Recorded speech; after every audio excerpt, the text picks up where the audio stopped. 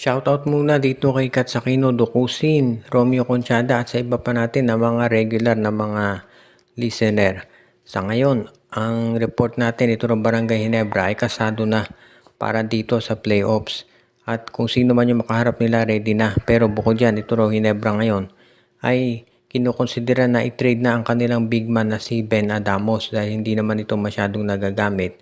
At base dito sa initial reports na mga lumalabas ngayon, mukhang ang plano daw gawin nitong Barangay Ginebra ay trade itong si Ben Adamos dito sa Terra Firma Jeep.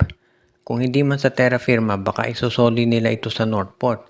Posible rin na itong Phoenix Fuel Masters ay interesado raw dito kay Ben Adamos at itong NLEX. In particular, alam natin itong NLEX interesado dito kay Ben Adamos dahil ng Road Warriors, hindi naman sekreto na naghahanap sila ng isang big man na pwedeng magamit.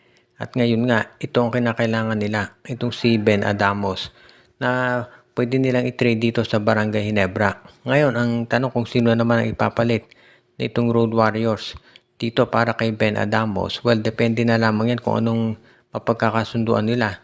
Sa ngayon, mukhang ang kinukonsidera daw ng Barangay Ginebra na kunin ay itong si Enoch Valdez o kaya itong si Cyrus Torres mula dito sa NLEX Road Warriors. Isa doon sa dalawang yan ang pwedeng ibigay ng NLEX kapalit nitong si Ben Adamos.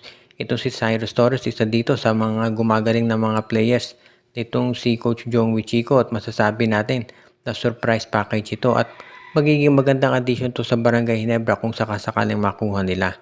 Hindi naman kinakailangan na sabihin natin talaga na ito yung sabihing superstar, pero ang Barangay Ginebra hindi naman kinakailangan ng superstar ngayon. Ang kinakailangan lamang nila ay yung player talaga na tutulong.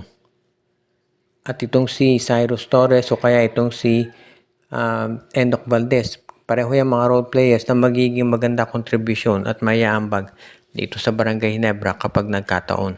Ang kinakailangan na lamang syempre kung ikaw ay Gene Kings, masigurado mo na itong lineup na gagamitin mo at bubuuin dito sa darating pang mga conferences ay yung pang hindi lang talagang pang playoffs kung hindi pang championship. Yung mga nabanggit na players, kung makukuha ng Ginebra, okay lang yan. Lalo na kung si Ben Adamos lang yung kapalit. Dahil sa totoo lang, si Ben Adamos hindi naman nagagamit yan ng Barangay Ginebra. Kung sakasakali na itong Barangay Ginebra ay makuha ang nabanggit na mga players in return, in exchange para dito kay Ben Adamos, sa tingin ko panalo Ginebra dyan. Kung sino man doon kay Torres o kay Valdez ang makuha ng Ginebra, sigurado na magiging okay na ito. Ang kinakailangan lamang talaga ng Ginebra ngayon ay masiguro na itong kanilang rotation ay hindi masyadong magre-rely sa mga starters nila. At kapag nakuha nila mga nabanggit, magiging mas malalim na dahil kahit hindi makapaglaro ito si Jeremiah Gray, at least may pupuno o may do sa nawalang spot niya. Isa dyan kay Torres o kay Valdez. Ngayon, pagdating naman dito kay Ben Adamos, sanay na Barangay Ginebra na hindi ito naglalaro. Hindi naman talaga siya masyadong nagagamit. At alam din naman natin na kinakailangan ng playing time ng iba pang players ng Ginebra. At dito naman sa center slot nila kahit mawala si Adamos, ang balita baka sooner than later makabalik na itong si Isaac Go. So isa yan dito sa mga posible na gawin ng Barangay Ginebra para makapagdagdag sila ng additional na mga players.